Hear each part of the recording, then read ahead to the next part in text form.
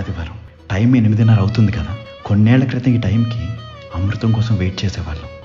మన జనరేషన్ వాళ్ళలో ఈ సీరియల్ తెలియని వాళ్ళు ఉండరంటే అతిశోక్తి కాదేమో. ఈ సీరియల్ ప్యూర్ నాస్టాల్జియా మనందరికీ.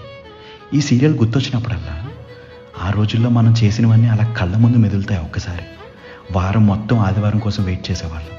ఎందుకంటే ఆ రోజు ఫుల్ ఆటలు అండ్ ఎస్పెషల్లీ అమృతం కోసం. రాత్రి 8:30 అవుతుందంటే ఎక్కడున్నా అన్ని ఆటలు బంద్ చేసి ఇంటికి వచ్చేసి మంచిగా ఫ్రెష్ అప్ అయిపోయి టీవీ ముందు సెటిల్ అయిపోయేవాళ్ళం. ఎక్కడ టైటిల్ సాంగ్ మిస్ అయిపోతామని భయం. ఒరే ఆంజనేయులు అని సాంగ్ స్టార్ట్ అవుతుంటే ఒక ఆనందం. ఆ సాంగ్ ఇప్పుడు విన్నా ఏదో తెలియని ఫీలింగ్. అమృతం, అంజి, సరము, అప్పాజీ. అప్పట్లో మనకి ఇంట్లో మనుషులు. వాళ్ళు నవ్వితే మనము నవ్వాం, బాధపడితే మనం అయ్యో అనుకున్నాం. అప్పాజీ వచ్చి పెసరట్ వేయమంటాం, సర్వం కొత్త ప్రయోగం చేయడం, అమృతం అండ్ అంజి వింత వింత బిజినెస్లు ట్రై చేయడం. భలేగా ఉండేవి అవన్నీ. ప్యూర్ క్లాస్ అసలు. ఫ్యామిలీ మొత్తం డిన్నర్ చేస్తూ అమృతం చూడటం.